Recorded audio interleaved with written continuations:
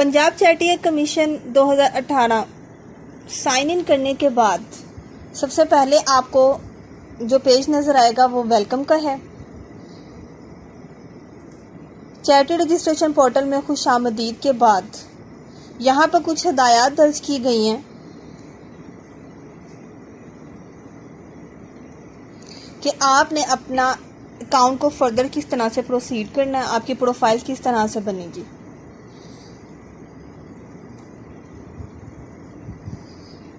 ये कुछ हिदायत है जिसके मुताबिक इन्होंने बताया हुआ है कि आपने डाटा किस तरह से एंटर करना है, मालूमात दुरुस्त होनी चाहिए।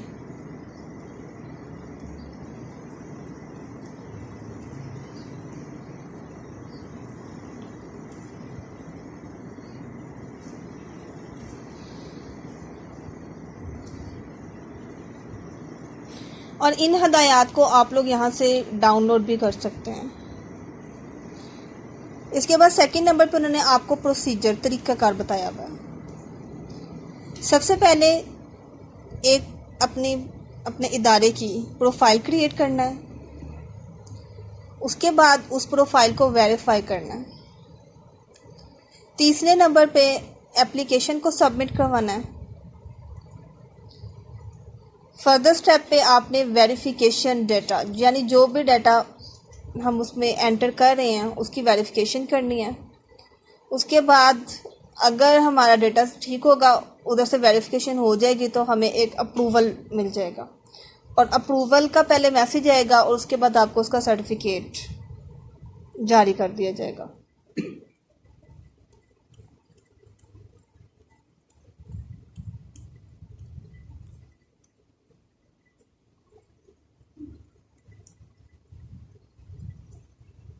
हदायत को अच्छी तरह से पढ़ने के बाद यहाँ पे आपके पास apply to register your charity का लिंक है। इस लिंक पे आप क्लिक करेंगे तो आपके पास फर्दर वो सारी इंफॉर्मेशन आ जाएगी कि हमने इसमें कौन सा डाटा एंटर करना है। सबसे पहला कॉलम है बेसिक इंफॉर्मेशन का। सबसे पहले आपकी चैरिटी का नाम, जैसे यहाँ पे रेस्क्यू वॉलंटियर ऑर्गेनाइजेशन लिखा हुआ है। उसके बाद ये किस लॉ के तहत रजिस्टर्ड है, ये हमने साइन अप करते हुए इन्हें ये डाटा दिया था, तो ये डाटा अब आपको दोबारा एंटर करने की ज़रूरत नहीं पड़ेगी, ये ऑलरेडी पोर्टल पे आपका रजिस्टर हो चुका है। उसके बाद रजिस्ट्रेशन डिटेल आ जाएगी। रजिस्ट्रेशन की आपने डिटेल में सबसे पहले अपना रजिस्ट्रेशन नंबर बताना है, आपकी रजिस्ट्रेशन किस डेट को हुई थी वो डेट और ये यहाँ पे आपने मेंशन करना है। उसके बाद आपकी रजिस्ट्रेशन की एक्सपायरी डेट क्या है वो डेट आपने यहाँ पर मेंशन करनी है। उसके बाद NTN नेशनल टैक्स नंबर, अगर आपका कोई कौमी टैक्स नंबर है तो आप यहाँ पे वो टैक्स नंबर नीचे लिखेंगे। और अगर आपके पास कोई टैक्स नंबर नहीं है तो फिर आप नो पे क्लिक करेंगे। अगर आप येस पे क्लिक करेंगे तो यहाँ पे येस पे क्लिक करते वहाँ पे आपको नीचे बॉक्स दे दिया जाएगा जहाँ पे आप अपना NTN नंबर लिख सकते हैं। और अगर आपके पास NTN नंबर नहीं है तो फिर आप नो पे क्लिक कर देंगे। NTN नंबर एंटर करने के बाद आपके ऑर्गेनाइजेशन का जो भी रजिस्टर्ड एड्रेस है वो यहाँ पर मेंशन करना है। एड्रेस में इन्होंने हमसे प्रॉपर्टी की किस्म पूछी है, जैसे वो रेजिडेंशियल है या कमर्शियल है, इसी तरह से प्रॉपर्टी की किस्म। और उसके बाद प्रॉपर आप लोगों ने अपना यहाँ पर एड्रेस मेंशन करना है, गली या कोई स्ट्रीट नंबर, उसमें से जो भी आपका प्रोविंस है वहाँ पे आप क्लिक कर देंगे। उसके बाद वो आपसे डिस्ट्रिक्ट पूछेगा, हमारा लाहौर है तो हम लाहौर पे क्लिक कर देंगे। आप लोगों का जो भी डिस्ट्रिक्ट है आप उसको वहाँ पे क्लिक करेंगे।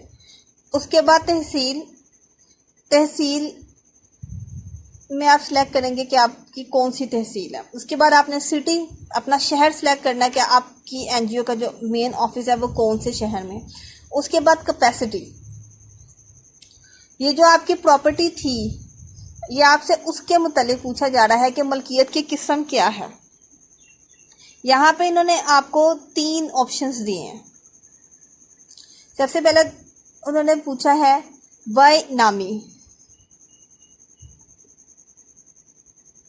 लीज पे है, टेनेंट पे है, फ्रेंचाइज है कोई या ऑक्यूपेंट है।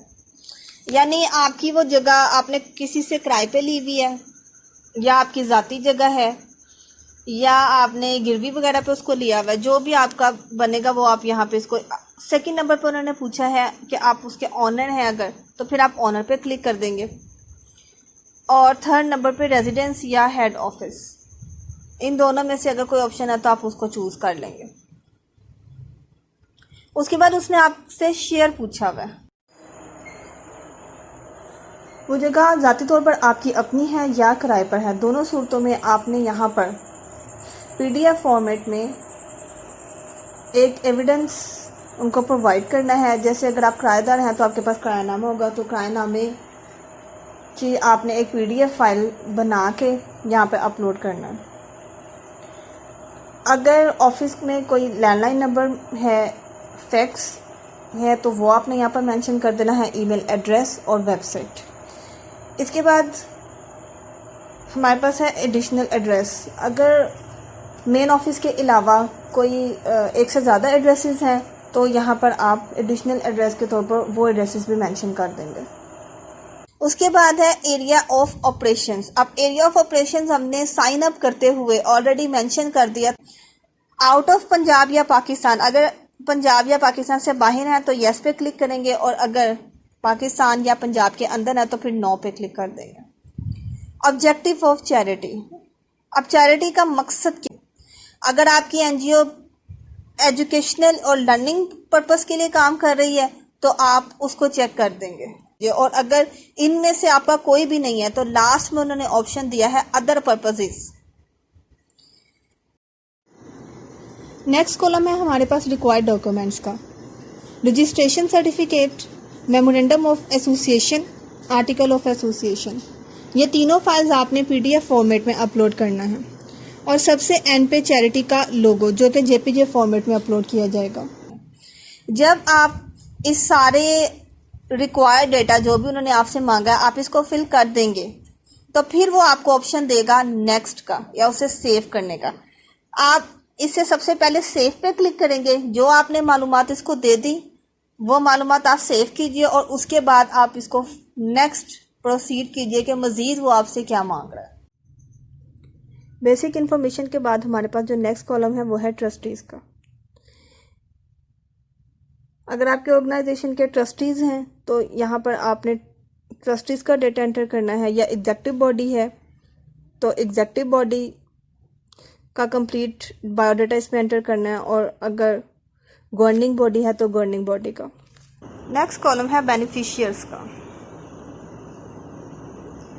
आपकी ऑर्गेनाइजेशन से मुस्तफ़ीद होने वाले अफराद की यहाँ पर आपने कैटेगरी चूज़ करनी है। यहाँ पर 3 कैटेगरीज दी गई हैं। Number 1 general public, number 2 selection of public, and number 3 any other.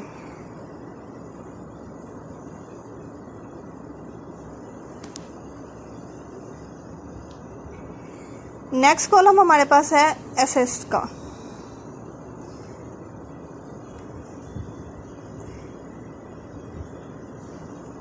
यानी आपने अपने असातिज़ात बताने हैं। इसमें 2 तरह की कैटेगरीज हैं, एक है इमूवेबल प्रॉपर्टीज एंड अदर है मूवेबल प्रॉपर्टीज। मूवेबल और इमूवेबल प्रॉपर्टीज के बाद नंबर 3 पे बैंक अकाउंट की डिटेल्स बतानी है। जिन ऑर्गेनाइजेशन के बैंक अकाउंट्स हैं वो यहाँ पर अपने बैंक अकाउंट और उसकी डिटेल मेंशन करेंगे। बैंक अकाउंट की डिटेल के बाद cash in hand. Next column है हमारे पास इनकम का। रेंटल इनकम इसमें सबसे पहले है। अगर चैरिटी का कोई भी रेंटल इनकम है तो वो आप यहाँ पर मेंशन करेंगे। इनकम फ्रॉम सर्विसेज, अगर ऑर्गेनाइजेशन कोई ऐसा काम कर रही है जिससे उसको आमदनी हो रही है तो यहाँ पर आप इसको मेंशन करेंगे।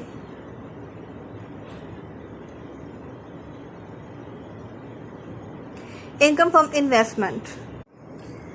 उसके बाद है इनकम फ्रॉम सेल्फ बिजनेस। अगर खैराती इदारे का अपना कोई काम वो इस किस्म का कोई कर रही है जिससे उससे ज़ाती किसी कारोबार से कोई आमदनी है तो यहाँ पे वो मेंशन करना है। इनकम के बाद हमारे पास नेक्स्ट कॉलम है डोनेशंस का। यहाँ पे इसमें दो ऑप्शंस हैं, एक इन कैश और दूसरा इन काइंड। इन कैश में आपने अपना फाइनेंशियल ईयर मेंशन करना है, उसके बाद कैटेगरी ऑफ डोनेशन बतानी है और उसके बाद mode of donation, in person है या थ्रू बैंक।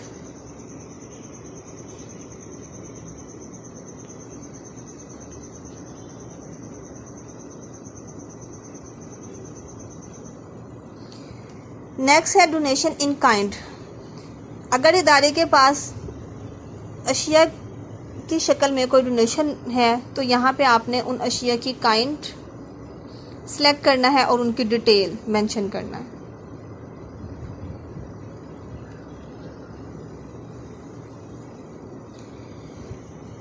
डोनेशंस के बाद नेक्स्ट कॉलम है लायबिलिटीज। अगर इदारे के ज़िम्मे कोई भी वाजिबुल अदा रकम है तो यहाँ पर उसको मेंशन करना है। लायबिलिटीज के बाद नेक्स्ट कॉलम है फाइनेंशियल स्टेटमेंट का। फाइनेंशियल स्टेटमेंट में फाइनेंशियल ईयर मेंशन करना है, उसके बाद टोटल एनुअल इनकम बतानी है, total annual donation. Next column में total annual expenditures, total annual liabilities और टोटल एनुअल सेविंग्स बतानी है।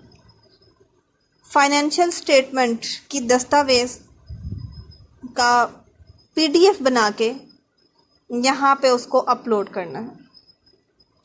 अगर ऑडिट कराया गया था तो यहाँ पे ऑडिट की डिटेल देनी है, यस पे क्लिक करेंगे और यस पे क्लिक करने के बाद ऑडिट के हवाले से वो उस फर्म का नाम मेंशन करना है, उसके बाद उस फर्म का रजिस्ट्रेशन नंबर, उस फर्म का एड्रेस, कंट्री, प्रोविंस या स्टेट, सिटी, अगर उनका कोई लैंडलाइन नंबर है या फैक्स और वेबसाइट, और ऑडिट रिपोर्ट जो आपके पास है उसका पीडीएफ बना कर यहाँ पर उसकी फ़ाइल अपलोड करना है। Next utility connections. एनजीओ का जो हेड ऑफिस है यहाँ पर उसकी यूटिलिटी की डिटेल मेंशन करनी है, रजिस्टर्ड एड्रेस जो ऑर्गेनाइजेशन का दिया गया है यहाँ पे वो लिखना है और उसके बाद कनेक्शन की किस्म बतानी है, लाइक कमर्शियल है, इंडस्ट्रियल है, पर्सनल है, रेजिडेंटल है, इनमें से आप चूज़ करेंगे। उसके बाद फॉर्म ऑफ कनेक्शन बतानी है, सेल है, इलेक्ट्रिसिटी है, गैस है या इंटरनेट, वाटर, टेलीफोन एट्सेट्रा। उसके बाद कनेक्शन प्रोवाइडर, जब आप इसमें से कनेक्शन चूज़ करेंगे तो फर्दर कनेक्शन प्रोवाइडर की डिटेल आ जाएगी।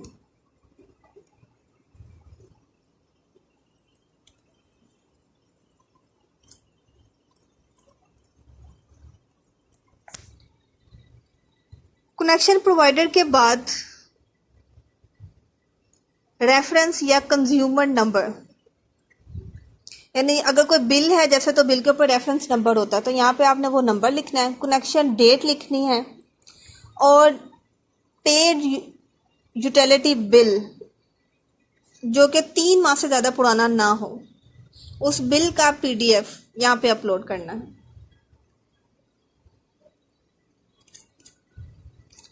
यूटिलिटी कनेक्शंस के बाद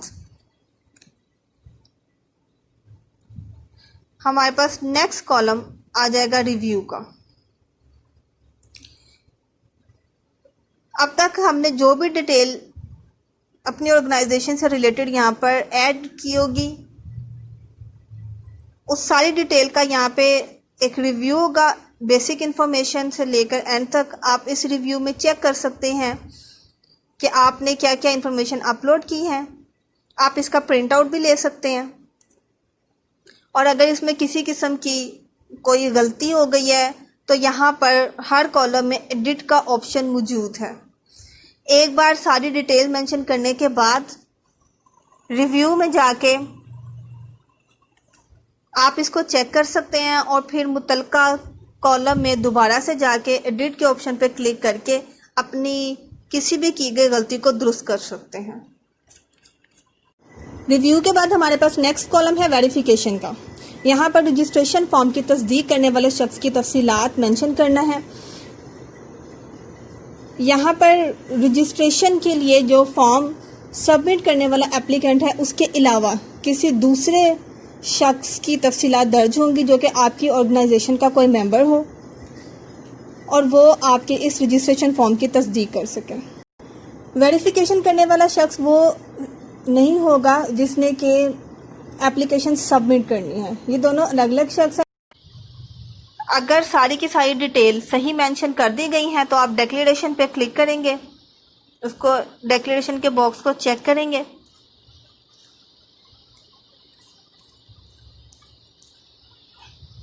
वेरीफाई पे क्लिक करेंगे और नेक्स्ट पे क्लिक कर देंगे।